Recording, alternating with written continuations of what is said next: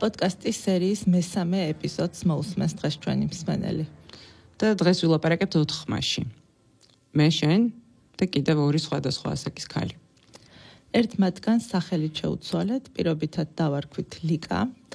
ლიკა ვინაობას არ ამხელს, მაგრამ ლაპარაკის ბოლოს გითხრა, რომ შეიძლება ძალიან კარგი იყოს თუ ამ პოდკასტს სადმე გადააწყდება დედა და თავის თავს ამოიცნობს.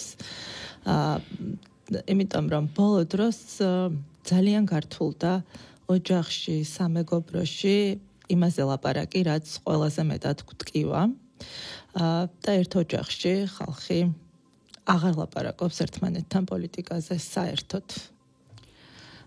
ვინაობას არ მალავს ცისია, ჩვენი პოდკასტის მეორე გმირი, ცისია მოისწრაფიშვილი, ქართული ენის ფილოლოგია. მას აქვს ძალიან პრინციპული სამოქალაქო პოზიცია. გარდამტეხი მისთვის იყო 2024 წლის არჩევნები, როდესაც ცისია გურიაში ჩავიდა თავის მშობლიურ სოფელში.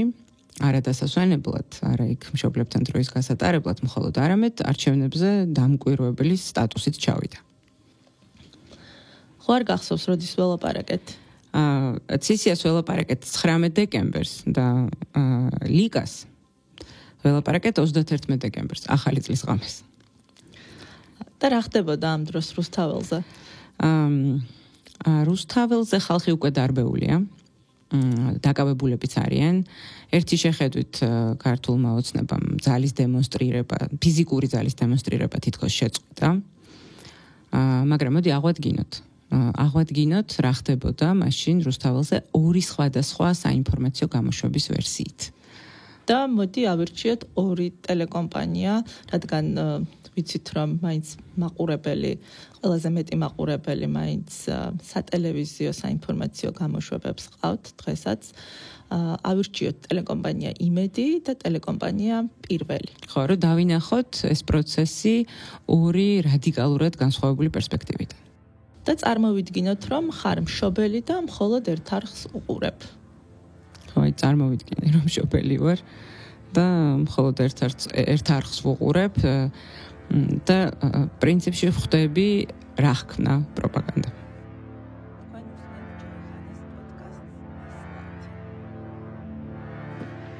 წინასწარ უნდა ითქვას, რომ ამ შედარებას კვლევითი ღირებულება არ აქვს.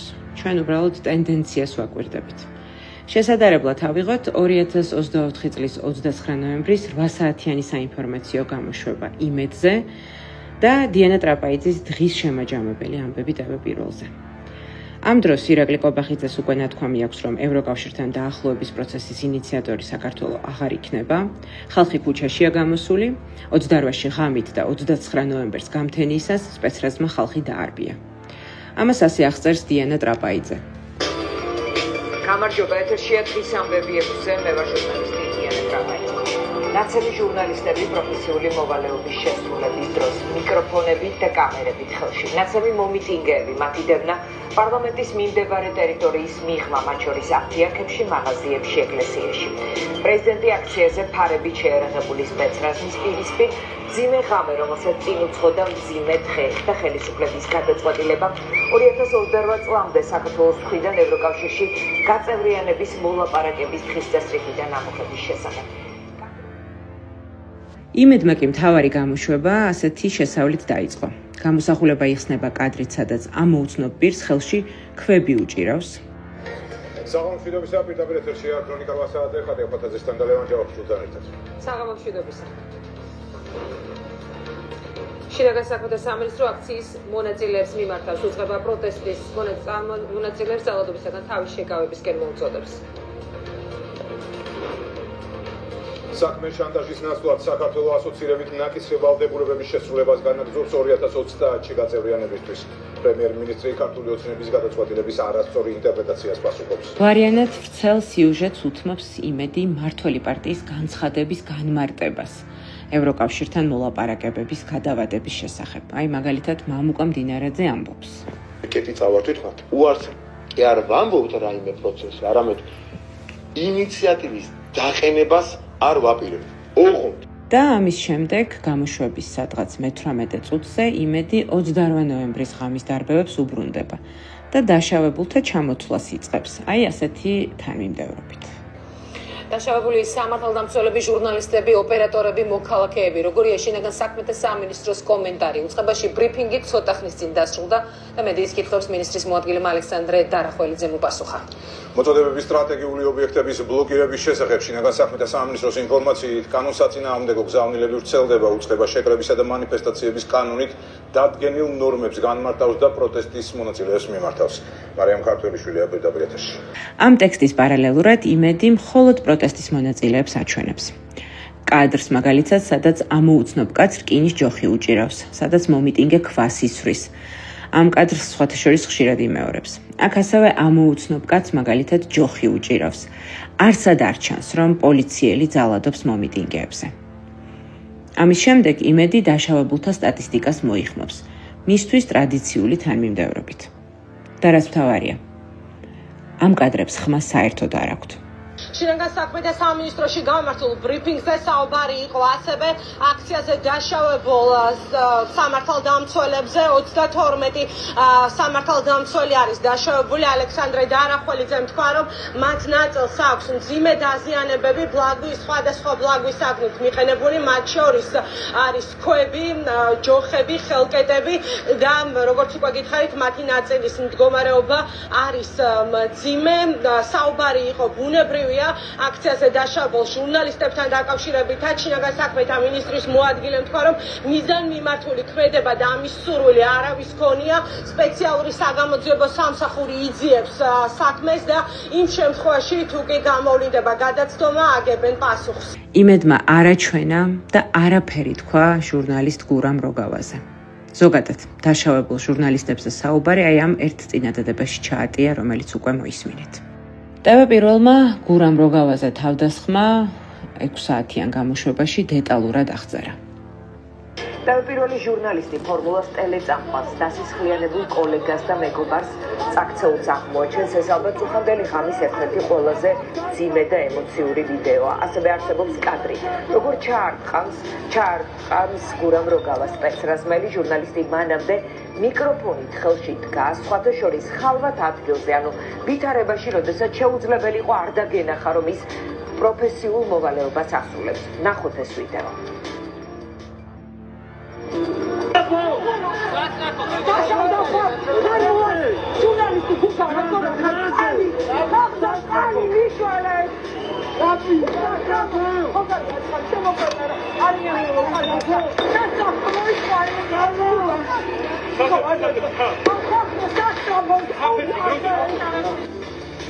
ამ ეპიზოდამდე რამდენჯერმე წყლის ჭავლი და წიწაკის სპრეი დამიზნებით გამოიყენეს ნანუკა ქაჯაიას მიმართ. ამის შემდეგ TV პირველმა ჩამოთვალა ყველა ის ჟურნალისტი, რომელსაც პოლიცია თავს დაესხა.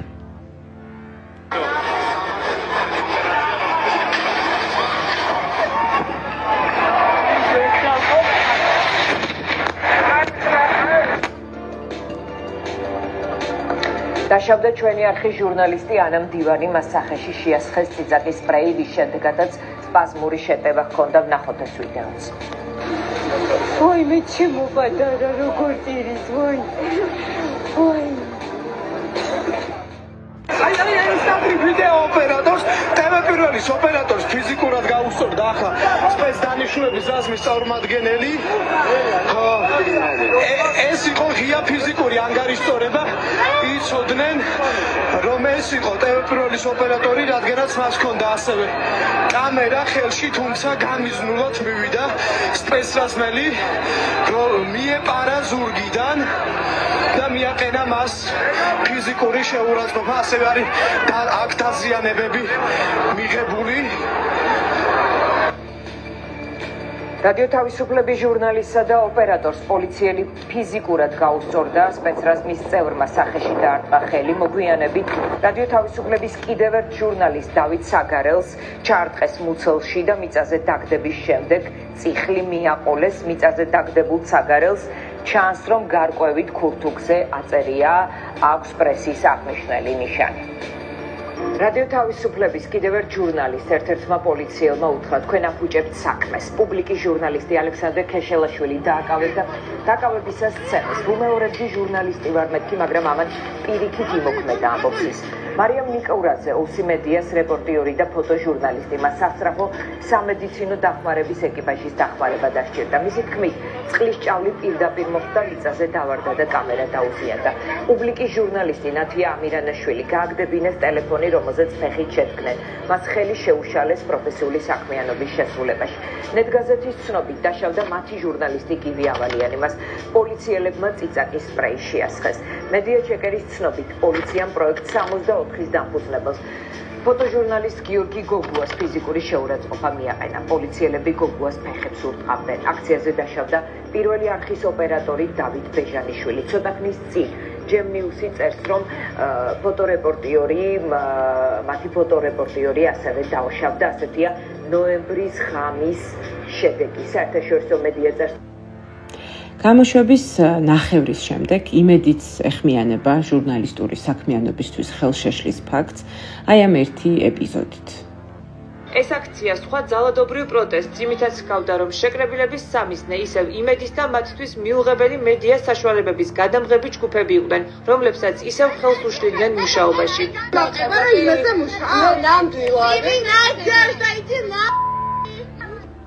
ტევე პირველი არ ყვება ამ ამბავს. ის ასევე ნაკლებად აჩვენებს კადრებს, სადაც გაბრაზებული მომიტინგეები ქუჩის ინფრასტრუქტურას აზიანებენ.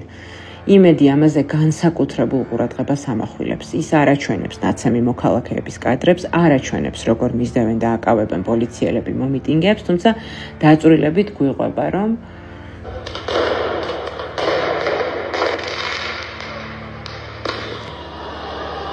შეკრებილებმა დააზიანეს ქალაქის ინფრასტრუქტურა, საგზაო ნიშნები, სათვალთვალო კამერები და ცდილობდნენ პარლამენტის წინ მდებარე ჯებირის დაზიანებასაც.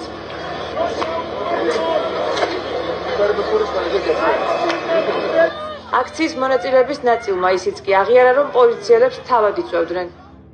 საბოლოოდ იმედმა ისე დაასრულა გამოშვება, რომ არც კი ჩამოთვალა, რამდენი მშვიდობიანი მოქალაქე დაზიანდა აქციაზე, რა დაზიანებები აქვთ მათ და როგორია მათი ჯანმრთელობის მდგომარეობა. უცხოეთის ახალ ამბებამდე კი საზოგადოებას ეკონომიკური ზრდის შესახებ აცნობა. ეკონომიკურმა ზრდამ 11% შეადგინა, მიმდინარე წლის 10 თვეში კი ეკონომიკური ზრდა 10%-ით განისაზღვრა. წინასწარი მონაცემების სტატისტიკის ეროვნულმა სამსახურმა გამოაქვეყნა ნინ ჩუბინიძის რეპორტაჟი. ის რომ საქართველოს რას ნიშნავს, რომ იმედს უყურებს შენი მშობელი. ანუ აქციების პერიოდში ერთხელ არ დაურეკავს და არ მომიკითხა, რომ აი რაღაც შენ ხო არ გცემეს, იმიტომ რომ იმედში ეგ არ ჩანს. და აი ეგ არის რომ განა არ უყარვარ მამაჩემს და არადარდებს მე როგორ ვარ, მაგრამ იმედს რომ უყურებს არ იცოდა იქ რა ხდებოდა და რეალურად ისიც არც დამირეკავს მე ხა და არ მithქვამს, მაგრამ რეალურად ორჯერ მოვყევი დარბევაში და ისე ცუდად ვიყავი რომ არ ვიცი. ღარბუცა მივარ არავის გადარჩი, მაგრამ ნუ აი გაზნაყლაპი და სველი და წიწაკის სპრეით გვეწოდა მე და ჩემს მეგობრებს თვალები, ცუდად ვიყავით ძალიან და ნუ არ იცის ეგ მამაჩემო. და არ დაურეკავს და არ მოვიკითხავს. ერთი რამ მენიშნა აქ, რომ შვილებს და შვილიშვილებს ის კი არ წყინთ, რომ მათი პოლიტიკური ან საზოგადოებრივი შეხედულებები მშობლებისას არ ემთხვევა. მათ წყინთ, რომ ვერ იწვევენ ემპათიას საკუთარ მშობლებში. პრინციპში იგივეს ამბობს ლიკაც. ხო, ჩვენი რესპონდენტი პირობითი სახელით. მაგალითად იყო აი ამ ნოემბრის დარბევების დროს შემთხვევა, როცა მე და ჩემს შვილს ზიანი ფიზიკური მოგვადგა, რომ მე რაღაცა შეიძლება იმ დღეს ისე დავზიანებულიყავი, რომ შეიძლება სახში იმ ღამეს მე სახში ვერ მივსულიყავი. საავადმყოფოში მოხდებოდი თუ რას ვიზეთ, მოკლედ. ხო, ანუ და ამ დროს შენ ამას ატარებ. არ იმჩნევ. ვითომ ვერ დაინახე? და რაღაცა სხვა რაღაცაზე მაძლევ შენიშვნას. თქვას მარიგებ, რომ შენ არ იცი აყოლილი ხარ იმათ კოლექტიურ ნაცმოძრაობას. ძალიან მტკივნეულია რა რეალურად ეს. ამაზე რომ ვუწყებ საუბარს ტკივილზე, რომ ვუწყებ იმაზე, რომ აი რატომ არ დამირეკე, აი რატომ არ მომიკითხე. და უშუალოდ აი რო იცი, ხო იცი რომ იქ ვარ. No, წერია დიდი ოჯახი ვართ, რომ ვიცახთ ნაწილი, აი მაგალითად რამოდენიმე ამ დიდი ოჯახიდან რამოდენიმე ახალგაზრდა ვართ. მივდივართ აქციებზე და ესე ერთმანეთთან გვაქვს ხოლმე ესე როცა დარბევა რაღაცები იყო ხოლმე ერთმანეთს რომ რაღაც რა ადგილ შენადაგებ მე რაღაცა რა ადგილზე ხარ გამოხვედი ხო აი ხა იქამდე გამოვედი ხა აქამდე ანუ ემაშობით მოდივართ ერთმანეთს და არც ერთს არ გვირეკავენ მშობლები. აი სიჩუმე ბევრად უფრო ტკივნეულია ვიდრე ის ხელკედი იქნება თუ გაზის ბალონი მაგალითად აი იმ ღამეს ჩვენ რო რაღაც მე და ჩემ და შვილს მარს შეგვემთხვა დეჩმა იმ ღამეს ვერ გაიგო მაგრამ მამაჩემ სიტყვა ეცინა და ამიტომ იმ ღამეს ვერ გაიგო და მეორე დილას ვაფშე სხვა რაღაცაზე დავურეკე რა ისა რაღაცა უიდა რაღაც გამახსენდა და დავურეკე რომ მეთქვა და არ იცოდა და ეგეც გამიგორდა რომ როგორ დეჩმა როგორ არ უთხრა რომ მაგის შვილს იმ ღამეს რაღაცა შეემთხვა და აი ამ დროს ძალიან საინტერესოა ვიაზრებთ თუ არა ჟურნალისტები რამხელა გავლენა შეიძლება მოვახდინოთ როცა რაღაცას ვაჩვენებთ ან არ ვაჩვენებთ ან სხვანაირად ვაჩვენებთ რა გავლენა აქვს ამას ერთ მიკრო სამყაროზე ოჯახზე ორი ადამიანის ურთიერთობაზე დედაშვილის მამის და შვილის ან ახლო მეგობრების ურთიერთობაზე ხო აი მე მაგალითად დადარწმუნებული ვარ შენს ყველაზე ხშირად მომისმენია ესეთი ფრაზა რომ არ შეიძლება პოლიტიკა ახლობელი დაგაკარგვინოს რომ ოჯახიც და მეგობრებიც ამაზე მაღლა დგას თუმცა ყველაზე დიდი იმედგაცრუება იმის აღმოჩენას მოჰყვება ხოლმე რომ თურმე შენ და შენთვის ყველაზე ახლობელ ადამიანებს განსხვავებული ღირებულებები გქონიათ აი ზოგადადაც ბევრ სხვადასხვა წარმოდგენა გვაქვს საერთოდ სამყაროზე და ყველაფერზე. ხო და ჩემი აზრით გადაჯაჭვული არის ეგ ერთმანეთთან. ანუ ეხა რა სწორ აზრზე იყოს ისიც. ანუ ერთ აზრზე რო ვიყოთ. მაშინ სხვა საკითხებშიც ერთ აზრზე ვიქნებოდით. ეგრე მგონია ეგ. ეხა შეუძლებელია იქ ჩვენ რო ამბობ რომ 7 ნოემბერი 2007 წლის 7 ნოემბერი ამბობ რომ იყო რაღაცა სისხლის ზღვრა და ასე შემდეგ და შენ თუ იქ იყავი იქ იდექი და ამას აპროტესტებდი და არ მოგწონდა ხო როგორ ძალადობდა რაღაცა ხელისუფლება ხალხზე და როგორ რანაირად ექცეოდა როგორ შეიძლება რომ დღეს ამაზე თვალი დახუჭა აღარ არის ის რომ მე მომწონს მიშა მე მომწონს ბიცინა მე მომწონს რა ვიცი ხაზარაძე თუ რა ვიცი არ ვიცი ვიღები აქ უბრალოდ მე მომწონს ძალადობა თუ არ მომწონს ძალადობა ანუ ძალადობას აქვს გამართლება თუ არა ზოგადად მგონია რომ სხვადასხვა ღირებულებითი სისტემა გვაქვს ჩვენ აი იმათვის თუ არის მაგალითად რაღაცა ჩაცმულობა ან გარეგნობა ამორალური ჩვენ ანუ არ არის ამორალური ამავდროულად ქრთამის მიღება ფავორიტიზმი თქვა ნეპოტიზმი აი ვიღაცის ესე რაღაცა სახელმწიფო ბიუჯეტიდან ფულის აღება ეგ არ არის ხოლმე ამორალური მაგრამ შეიძლება ძალიან ბევრი ლაპარაკონ აი იმას როგორაცია ის რაღაცა სადადის და ასე შემდეგ ძალიან მიჭირს ურთიერთობა ხანდახან ვფიქრობ რომ ცოტა ფსიქიკა ამერია იმიტომ რომ აი მიჭირს ურთიერთობა იმიტომ რომ აი რა პრობლემა მაქვს რომ ვიწყებ ამას დავშეთ მინდა რომ აღვხსნო მინდა რომ ხმა მივაწვდინო მინდა რომ გავაგებინო იქიდან მოდის არგუმენტები რომ შენ კი ესე გონია მაგრამ სინამდვილეში ანუ აი ეს რაღაცა შეთქმულების თეორიები რაღაცა გლობალური რაღაცა ძრები რომელიც ჩვენ ვერ ხვდებით და ამიტომ ვეღარ და მე აუცილებლად გადადის კონფლიქტში და ამიტომ ვცდილობ რომ აი რაღაცნაირად აი რაღაცა ყოფით ძალიან ისეთ რაღაცებზე ვილაპარაკოთ რა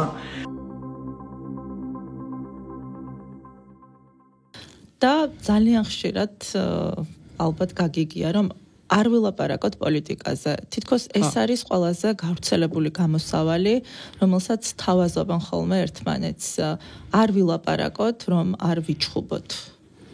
ხო, ეს რაღაცნაირად ურთიერთობების შენარჩუნების ერთადერთი გზაა თითქოს. მაგრამ აი აქ ჩდება შემოხვედრი შეკითხვა, აბა რაზე ვილაპარაკოთ?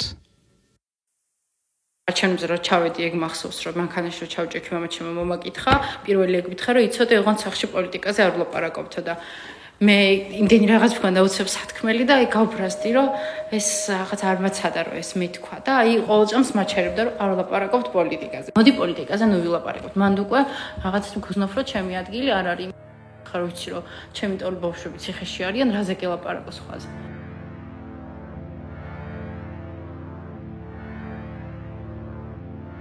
არადა ადამიანები ვერ პოულობენ შვებას გაჩუმებაში. ქუჩაში, სახლში, სამეგობრო წრეში თუ არ ილაპარაკე პოლიტიკაზე, მაშინ სად არის უფრო დაცული და უსაფრთხო სივრცე, სადაც თავისუფლად შეგვიძლია ლაპარაკი. ადამიანებს, როგორც აღმოჩნდა, მაინც სჭირდებათ, რომ ყველაზე ძვირფასი ადამიანები და ახლობელი ადამიანები ეგულებოდეთ თანამოაზრეებად. ხო, და არ ნებდებიან და ძირითადად კონფლიქტები იმას მოყვება, რომ ისინი ცდილობენ, რომ გადმოიყვანონ თავის აზრზე. ყველაზე ახლობელი ადამიანები დაუმტკიცონ ერთმანეთს, რომ მართლები არიან.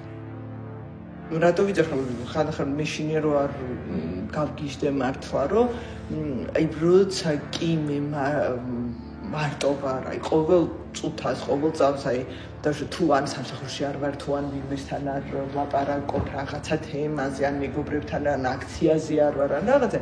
მუდმივად აი აბაზანაში ვარ სამზარეულოს საჭმელს ვაკეთებ, რასაც არ უნდა ვაკეთებდი, მუდმივად მაქვს დიალოგი ამათ. ანუ დიალოგი არა მაგრამ ნუ აი თავში მაქვს სულ ველაპარაკები, სულ ვუხსნი და დედას, მამას, სხვებს ასევე რა, მეებს ხო?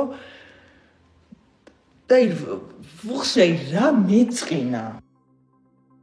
ჩემს მამას მიმართე, ოღონდ კრებსით იყო, იმიტომ რომ ვიგულისხმე ყველა, იმიტომ ჩემი მეგობრების, ვიცი ჩემი მეგობრებისგან რომ აი მშობლებთან იმათაც აქვთ უთანხმოება, თითქმის ყველას, უმეტესობას ყველას არა, უმეტესობას და რაღაცნაირად აი ყველას მიმართე რა, იმიტომ რომ ეს მამა ჩემის ამ ჩვენი ამბავი მგონია რომ სხვებს ამბებსაც გავს. იმიტომ რომ რაღაცნაირად ეგრე არის აი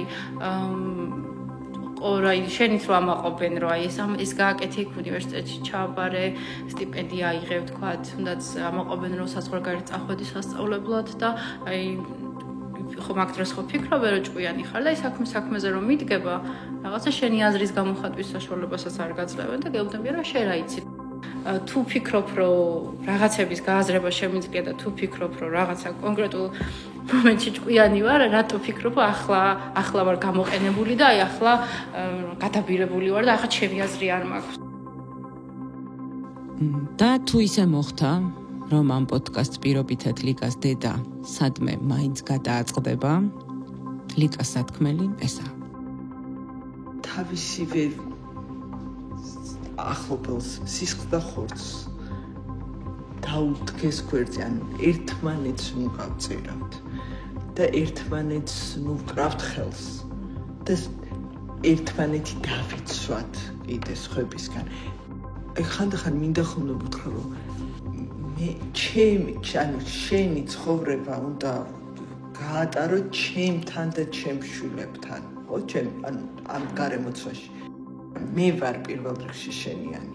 მე ვარ შენიანი, იმიტომ რომ რაც არ უნდა მოხდეს, ჩვენ ვართ ერთმანეთისთვის და პირველ რიგში ჩვენ არ უნდა გავწიროთ ერთმანეთი. ყველაფერი შეიძლება მოხდეს. ომი მოხდეს, რა ვიცი, ერთავრობა იყოს, ისთავრობა, 1000 რამე შეიძლება მოხდეს. ყველაფრის გადალახვა შეიძლება, როცა ხარ ერთად და ერთმანეთს აი ესეთ ფუნდამენტურ და მნიშვნელოვან საკითხებზე არ ებრძვი. და მართლა ისეთებს ნუ ვიტყვით ერთმანეთზე და ისეთებს ნუ ვეტყვით ერთმანეთს, რომ მე ვეღარ დაველაპარაკოთ. ყველაფერი გადაიჭრა, არა აქვს მნიშვნელობა, როგორ დამთავრდება ეს ყველაფერი. რეალურად რაც არ უნდა მოხდეს და როგორც არ უნდა დამთავრდეს ეს ყველაფერი.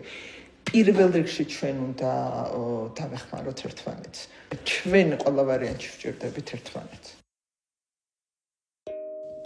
ამ და შემდგომ ეპიზოდებში მოსმენილი გამოცდილება, ისტორია თუ ემოცია შეიძლება სულ სხვანაირად აღვიქვათ 1-2 ან მეტი წლის შემდეგ. ჩვენი მიზანი უახლოეს ადამიანებში ამ მტკივნეული დაპირისპირების გაღრმავება არ არის. არც იმის გარკვევას ვცდილობთ, ვინ არის მართალი ამ დაპირისპირებაში, ან ვინ არის მოტყუებული, ვინ არის მსხვერპლი. მით უმეტეს არ არის ჩვენთვის ამოსავალი, ვინ გამოვა გამარჯვებული ამ მძიმე პერიოდის შემდეგ. პოზიციების შეჯახება ჩვენ მიზნად არ დაგვისახავს. ჩვენს რესპონდენტებს ვკითხეთ, იგრძნობდნენ თუ არა თავს უკეთ, თუ ლაპარაკს დაიწყებდნენ. ზოგი დაგვრთანხმდა, ზოგი ჯერაც ფიქრობს. გვჯერა, რომ ამ პირადი გამოცდილების შენახვა და დამახსოვრება ჩვენი ცხოვრების ამ კონკრეტული მონაკვეთის დანახვას და რეკონსტრუქციას წაეხმარება. ოღონდ უკვე მომავლიდან.